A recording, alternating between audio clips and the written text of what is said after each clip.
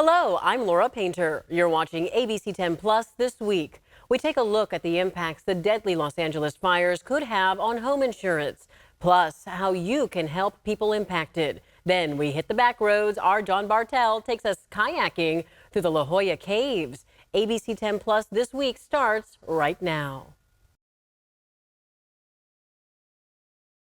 The White House says the federal government will be doing more as fires continue to burn in Los Angeles. President Biden announced the federal government will now cover 100% of costs for the initial disaster response, including debris removal, temporary shelter, and salaries for first responders for up to 180 days. He says generators for water supply and more firefighting equipment, including equipment coming from Canada, are also on the way. And he called on Congress to do more. I'm going to make an appeal right now to the United States Congress. They're going to have to step up when we ask for more help. More help to get these people the kind of shelter they need, to get the kind of help they need, because it really does matter. Vice President Harris also addressed the ongoing issues with the home insurance market in California and the impact these wildfires could have on families. Sadly, many insurance companies have canceled insurance for a lot of the families who have been affected and will be affected, which is only going to delay or place an added burden on their ability to recover. The vice president and president also heard from a FEMA official who said he anticipates there will be gaps in coverage and that federal agencies and nonprofits alike will have to step in to offer assistance. So I spoke one-on-one today with California's insurance commissioner, taking these concerns directly to him.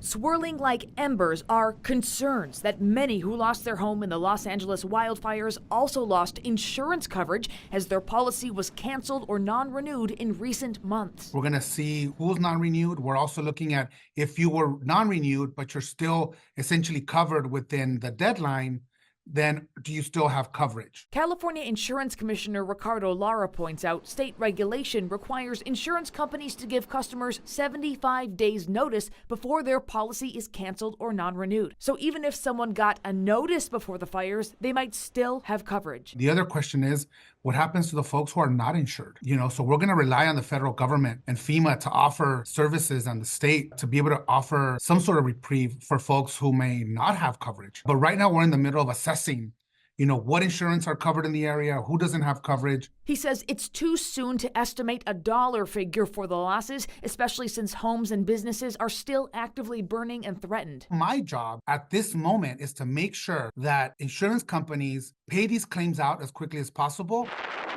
Many homes here are on the expensive and bare-bones California FAIR Plan, a state-mandated, privately funded insurer of last resort. The number of people on the FAIR Plan ballooned in recent years as private insurers have paused or limited business in California, citing the rising risk of wildfires, high cost of rebuilding homes, and state regulations. I asked Laura. So just to be clear, FAIR Plan customers who lose their home can expect to be paid out? Absolutely. In a statement, the FAIR Plan told ABC10, "We are aware of misinformation being posted online regarding the FAIR Plan's ability to pay claims. The FAIR Plan has payment mechanisms in place, including reinsurance, to ensure all covered claims are paid." As for future fires, Commissioner Lara has enacted a one-year moratorium on insurance companies dropping or non-renewing customers within the immediate area of the Los Angeles wildfires. So those who do have coverage right now will continue having it for at least a year. State lawmakers are offering solutions too. Today, 2 assembly members introduced a bill that would authorize the FAIR Plan to request bonds from the state in the event the FAIR Plan faces liquidity challenges following a major catastrophe such as a wildfire. That money would help finance the cost of paying insurance claims. The To The Point team spent months digging into the home insurance crisis, hearing from homeowners, Congress members, and the insurance commissioner about how we got to this point and what could be done to help. You can stream this special investigation right now on ABC10 Plus. Just look for California's insurance crisis on the home screen. We are more than 300 miles away from the flames, but for many of us, connections to Southern California run deep. ABC10's Gabriel Porras spoke with families impacted by the fires tonight. We are all impacted in some way seeing those shocking and apocalyptic images of neighborhoods being destroyed. But for some families in our area, those impacts and the ongoing concern hit way too close to home. I think that might be my grandma's neighborhood. Celine Lopez's eyes have been glued to her phone in Stockton the past 24 hours, and her thoughts, You know, that instinct to worry is when it's someone you know, right? with her family in the nightmarish path of the Eaton fire's flames. For my uncle who lives in Altadena, he had to evacuate since around 6:30 yesterday, and it was right up, I think, like against his home. And this is what's left of that home right next to his. Parts of the neighborhood where Celine and her family had just rang the new year in last week, now reduced to ashes as more family members get ready to evacuate. Just in a few days for all of that to be so different, and to like really pray for our family's safety. You know, that's so scary. Meanwhile, for Lodi native Andres Rufino, it's honestly pretty sad. About 7 miles is all that separates him from the absolute destruction. But a few miles in these conditions offers few comforts. And it's honestly scary because like 7 miles is pretty close in terms of that, especially if it's spreading that fast. When Andres moved from San Joaquin County to Southern California 2 years ago, he never thought he'd see anything like this. A bunch of houses are being burnt down. People are leaving their cars on the road. This morning, there's a bunch of ash on top of cars. A nightmare now realized in Southern California, sending waves of concern all across the state. And who knows how long it'll take to recover. I hope this is contained, and I hope that we're not going to be looking at such more tragedy in the next coming days. In Stockton, Gabriel Porras, ABC10. With the ongoing devastation of the fires in SoCal, among other things, they need blood and plasma. And Marcus Allen is with some early morning donors and experts with why now is the time to give. And it looks like Marcus Allen is setting up to give blood also. Hey, Mark. Yeah, I'm with the donors. I don't know how I got stacked first, but I'm first in line. Hey, what's up, blood? I feel like Wizard of Oz. I had the weirdest dream, and you were there, and you were there, and you were there. Hey, look, at the end, it's my sons over here from Studio T, Arts and Entertainment. It's Ms. J, and it's Trevor, and over here, it's Kristen with By Talent. All right, so as we said, January is Donate Blood, but more than ever, we need it because of what's going on in Southern California, affecting us in two ways. Absolutely. We need blood every day, but particularly now with all the devastation in LA, a lot of folks who had appointments to donate aren't able to do so because they're evacuating or dealing with other personal things. So it's really important now. Right, in addition to blood stores that were lost or destroyed along the way. Some of the donation centers might lose power, so we're not able to support the donations as well. And I've been saying it's never been easier to give. Talk about ways that it is easier to give. We have so many donation centers around the country, and we also have many blood drives, so it's very easy. It's a quick process. You're in and out in about an hour. Got it. And, you know, Studio T always steps up for the community. You are a creative arts center, a lot of young people stepping up. And in addition to creating content and art and all that you do, you have a sense of community. Yes, and it's really inspiring to see the work that you guys are doing here because it just really reminds me of Miss T, who actually really inspires me to like be great, do better. She always steps up and helps the community in really intentional ways. Right, Miss J? Exactly, but what makes her even more special is that she pushes everybody to be the best version of themselves. So if you are interested in the arts, whether it's dance, DJing, media, or the arts, this is your home. And if you don't have any idea of what you want to do, this is where you need to go to find out. Awesome. I love that you took that moment to make the commercial out of it, knowing that I'm stuck here. I couldn't move the microphone. Hey, I'm going to have you guys rotate and bring these two knuckleheads over here. Hey, everybody, these are my sons, everyone. San Diego State, that's Carson over here in his golf wear. It's Jackson. Jackson, you know a little something about fires. You wanted to step up today and represent, right? Yeah, so I was burned about 3 years ago, and I think that if I was in the position, I would only need and want more people donating blood and helping out like we are today. So.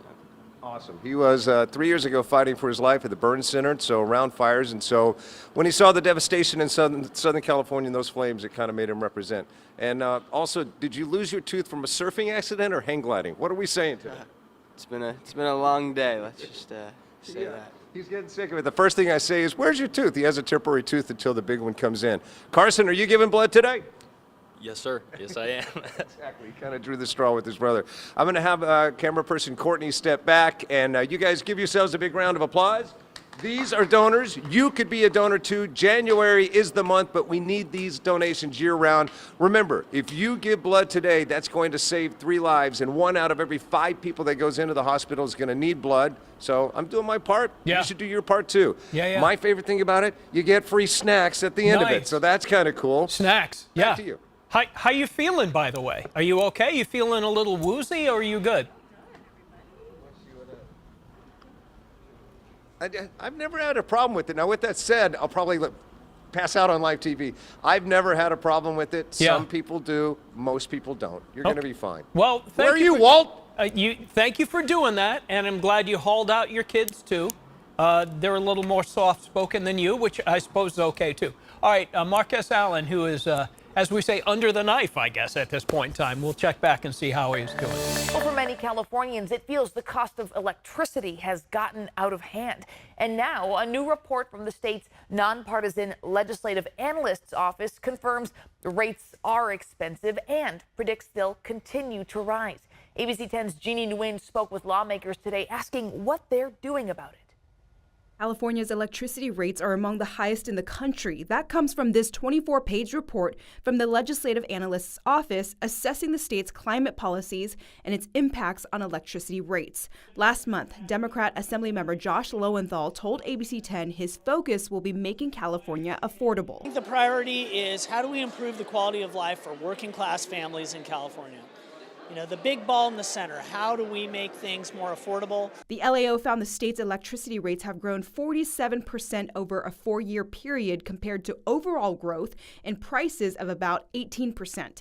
PG&E is listed as one of the companies charging the most in the state. Contributing factors include wildfire risks and initiatives from the state's programs to lower greenhouse gas emissions. It's something Republican Senator Marie Alvarado-Gil says she wants to address, helping author legislation to repeal some state rules. Sacramento Democrats' energy policies are making life unaffordable for Californians and their families. As the state continues its push to be emissions-free by 2035 and requiring that all new car sales will need to be electric, the LAO found that it will be difficult for Californians to justify spending more for those vehicles, in turn slowing down the state's climate goals. We have Californians that are looking at their electric bills saying, how am I going to pay this and still pay my rent next month? How am I going to cover my energy costs when I can't put food on the table for my family? The California Public Utilities Commission, its members appointed by the governor, approved rate hikes for companies like PG&E. Former President Loretta Lynch says the report does not show the full truth about the costs, blaming the CPUC for granting companies like PG&E the ability to overspend. And this report just doesn't even mention that the spending that is occurring and that is being authorized by the PUC is just not reasonable. And that is the source of our high electric bills. Adding that private utility companies need to prioritize safety rather than profits. PG&E tells ABC 10 electric bills are 4% lower today than they were last year and will continue to work to limit increases over the next 2 years. Jeannie joins us now. So you also reached out to the CPUC, the Air Resources Board, and Democratic lawmakers. Did any of them respond to you? Well, Becca, unfortunately, no Democratic lawmakers were available to speak with me today or provide me with any comment. And the CPUC acknowledged my request, but I have yet to receive a statement. A CARB spokesperson did provide me with a long statement that says, in part, the state's climate policies are expected to save Californians $200 billion in health costs from pollution by 2045. The full statement will be on our website at abc10.com. Following his budget news, the governor announced updates to the controversial high-speed rail project. It comes as critics argue the project is way over budget and should be stopped. ABC 10's Jeannie Nguyen followed the governor's announcement and joins us now. Becca, despite updates and progress to the high-speed rail project, Republican lawmakers are now introducing legislation to stop some funding. And tonight, the governor is responding to his critics and placing blame on the incoming president. It's about damn time we have a high-speed rail system in the great state of California. On Monday, Governor Gavin Newsom, joined by other leaders, announced the latest successes with the ongoing California high-speed rail project, including a railhead project that would build a freight yard to receive more track material. Finally, the point where we're going to start laying down the high-speed rail track after the track itself that will allow us to get the equipment and the track equipment specifically to lay down that track gets moved. Joined by the Rail Authority's CEO, they announced a portion of the project is now complete, and the state has partnered with Brightline West, who built a rail route in Florida and is working on a project connecting Las Vegas to Southern California. Imagine traveling from Palmdale in LA County to Victor Valley in San Bernardino in just 25 minutes. Just hours before Monday's news conference, Republican Congressman Kevin Kiley introduced a bill in Washington that would cut federal funding for the high-speed rail. Kiley says it's unrealistic to continue to spend money on this project. I think it's unconscionable that we continue to throw billions of dollars at this failure of a project, which is never going to actually be built, just wasting people's money. Governor Newsom admitted there is a gap for funding this project, but said it's nothing that the state can't close. He responded to criticism by blaming one person. Who's doing that? Oh, Trump, maybe, yeah. Well, that's golden oldie. Locally, Republican Senator Roger Nilo agrees about the project's cost and has concerns about the long-term effects. We have no idea where the money's coming from to fund either one of those segments, either the temporary segment or the final project. A spokesperson for the High-Speed Rail Authority would not respond to the pending legislation, but did say it is committed in moving this project forward, adding it hopes to have the Merced to Bakersfield system operational by 2030 and 2033. And so far, 436 miles of Phase 1 from San Francisco to Los Angeles are fully environmentally cleared. The High-Speed Rail Authority says more than $11 billion has been invested in this project, resulting in more than $14 billion in economic benefits to the Central Valley, adding that this project has created more than 14,000 jobs and 875 small businesses are working on this project. Becca. New tonight, the first human bird flu death in the U.S. was announced just hours ago in Louisiana. The CDC confirms a person in the hospital died from the virus. ABC10's Luke Clary has been following this outbreak for the past few months. And Luke, this comes as the ongoing avian flu outbreak has killed millions of birds around the world. That's right, Laura. Millions of wild and domesticated birds have died in this outbreak. But this development is significant because it was the first time the virus has claimed a human life on U.S. soil. As the bird flu outbreak ravages flocks of birds and dairy cattle across the country, the first person to have a severe case of bird flu in the United States has died in Louisiana. The CDC says the patient was over the age of 65 and reportedly had underlying medical conditions. They were hospitalized after exposure to a combination of a backyard flock and wild birds. Bird flu is capable of causing really serious disease and death, and we need to take it seriously. Dr. Peter Chin Hong is a professor of medicine and infectious disease specialist at UC San Francisco. The first person to die of bird flu, it's alarming. What do we know about this person's case? In a way, the person who died in Louisiana fits into that mold of somebody who does poorly even with regular flu. And with every viral infection like COVID, like influenza, time is money. So getting antivirals on board early, seeking medical attention early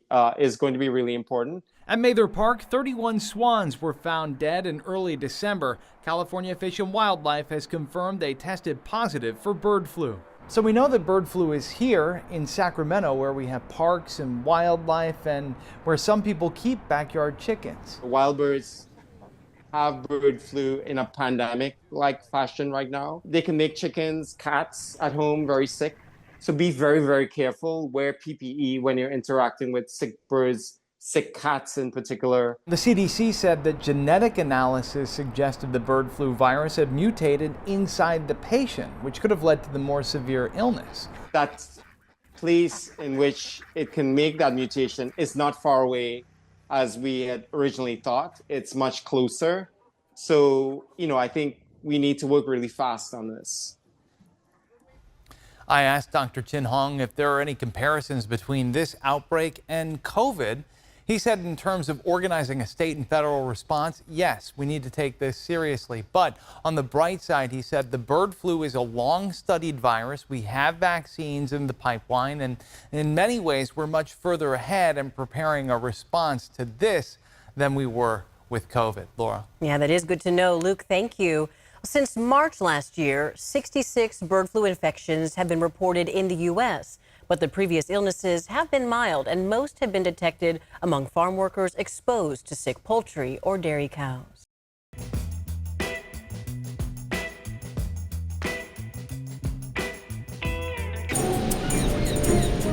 Just north of San Diego, along the La Jolla coastline, there's a series of cliffside caves guarded by an assortment of sea creatures. The caves are no secret, as they lie under a series of multi-million-dollar homes, but getting a look inside those caves is a bit challenging. All right, you ready? I got wet underwear now. Oh, let's see what you got.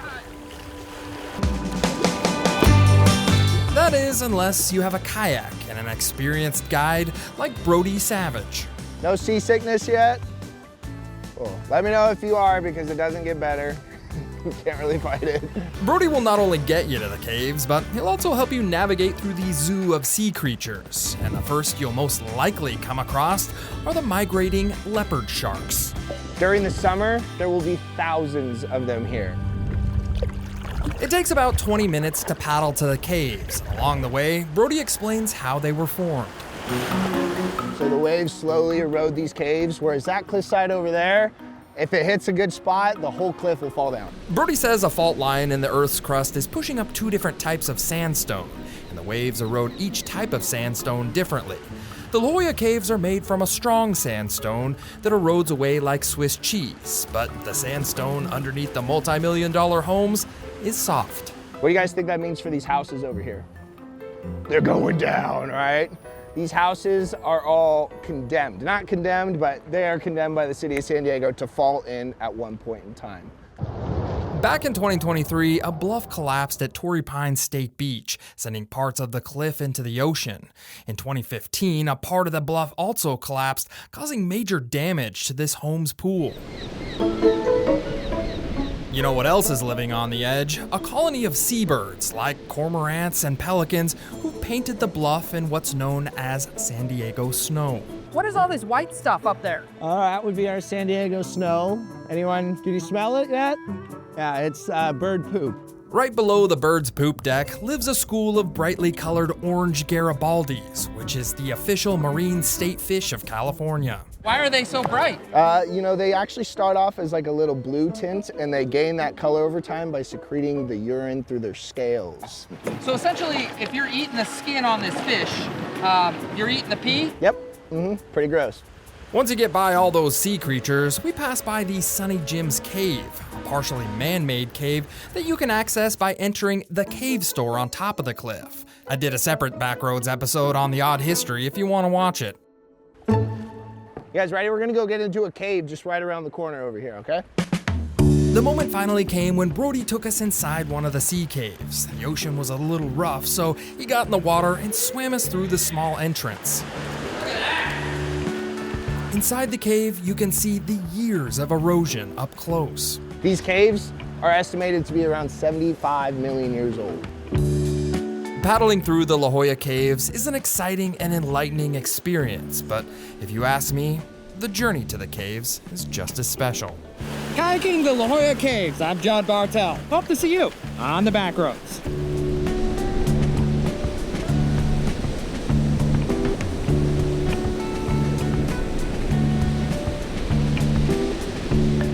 Thank you so much for watching ABC 10 Plus this week. We're here 24/7 on the free ABC 10 Plus app. You can get your local news and weather anytime, anywhere. I'm Laura Painter. Take care. See you next time. Trust isn't given, but earned. It's built every day by doing the hard work, putting in the hours, doing the research, holding the powerful accountable, and being there when you need us most. Working hard to earn your trust every day, every newscast, every story. Watch weeknights at 6 or stream live on ABC 10 Plus.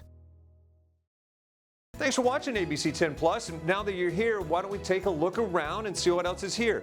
The very first tile on your left is always going to be streaming 24/7. You can find us adjacent to that, breaking news if it's there. And then right next to that, a replay of the most recent newscast. Whether it's ABC 10 Morning News at 5, 6, or beyond, it's going to be there.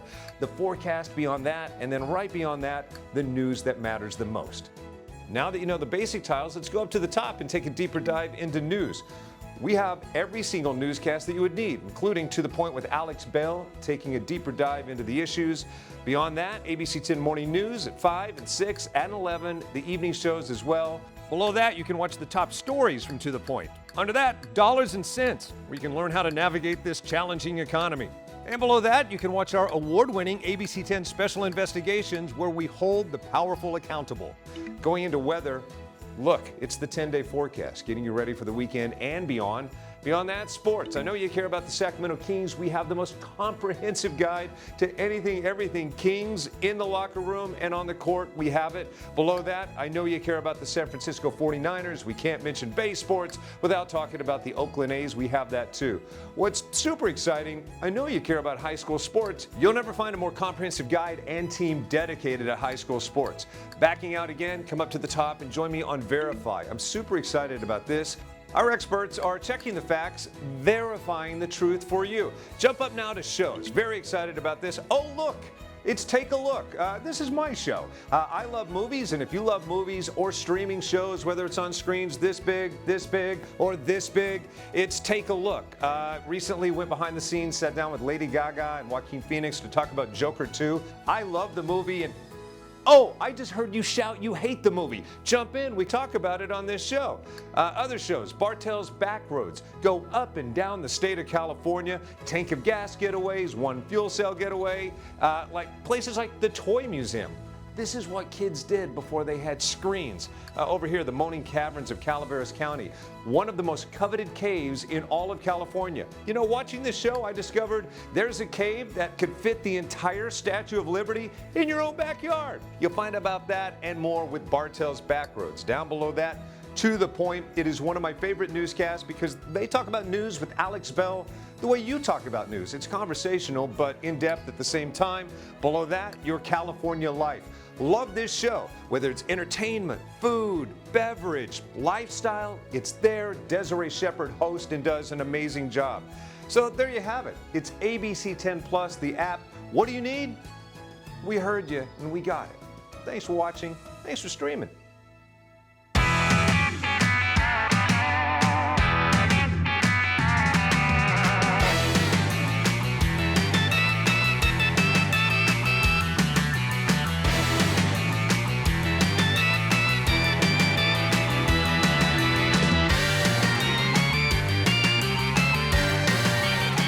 Watch Marcus Allen's new entertainment show, Take a Look.